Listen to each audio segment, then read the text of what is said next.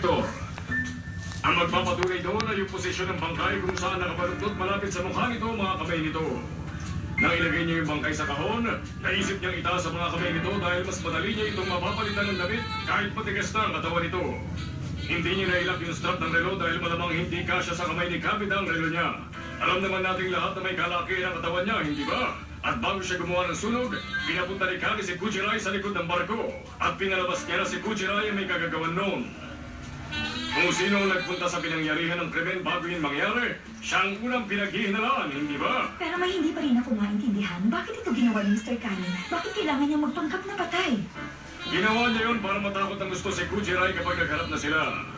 At para paghigantihan ang mga kasama niyang nag-traitor sa kanya. Paghihiganti sa nangyari 20 years ago ang ugat ng lahat na nangyayaring ito. Ano? Paghihiganti? Tama. Hindi ba't may nagpanggap bilang si Saizo Kano? Hindi totoo ang taong yun. Isa lang yung figureless replication na ginawa ng salarin. Ngayon, tingnan niyo mabuti yung gunshot wound sa katawan ni Kali. Yung malaking peglat na gawa ng bala ng baril ang pinakamalaking ebidensya rito. Hindi, huwag mo sabihin. Tama ka. Ang taong yun ay walang iba kundi ang organizer of the Shadows na inakala nating namatay 20 years ago. Walang iba kundi si Saizo Kano. Hindi. Hindi totoo yan.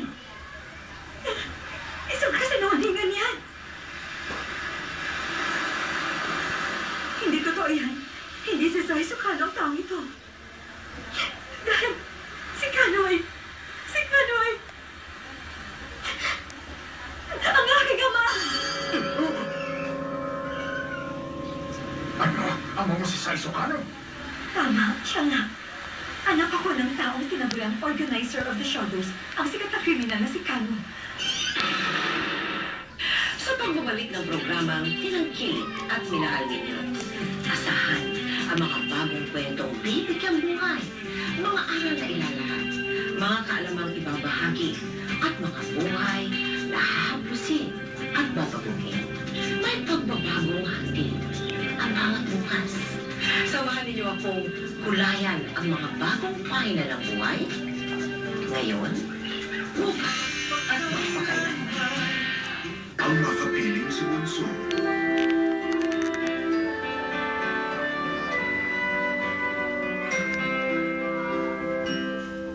Papatutok ka sa hatid na adventures ng mga bida sa Doraemon. Tatawa ka sa makwelang usapan ng family bonding sa Adashin G. Tuloy-tuloy naman ang pakikipaglaban sa mamamangis na halimaw si Inuyasha. Walang makakatakas sa masusing investigasyon ni Detective Conan.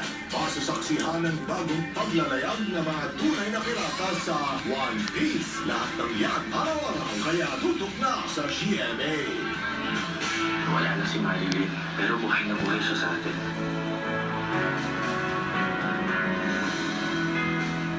Ang kapal na mukha mo, no? Kalilibig pa lang ng asawa ko. Ano yan si Marian? She has her own secrets. May bala ka ba? Hanapan mo ng baho ang babaeng yan. Kung may linggong hindi ako makadalaw sa shelter, ikaw naman yung bumisita. Cielo de Angelina. Lasang-lasa ang Christmas spirit sa lasagna ni Master. Grabe ang sarap! At wala nang magiging sad, mad, o bad pag natikman na itong fruit salad. Isa na namang cheesy ng chibuena para sa inyo. Chef Orlogro, Kusina Master. Happy Meal! Pikachu! I choose you! Use Quick Attack, Bikini! Go get him, Oshawott! Zekrom! Reshiram! Gotta catch 'em all. Get your Pokemon in every box of Happy Meal. Ihinto ninyo ang engine. I-check ninyo kung may mga nasira. Yes, sir!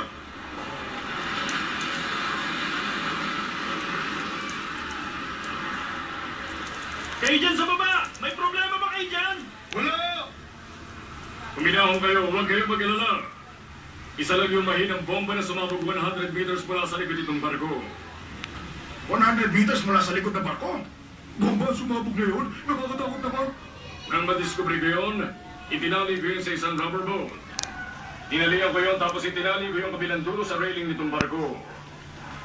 Mr. Evina, yun ang malita mo na may time bomb sa loob, hindi ba? Ha? Maleta?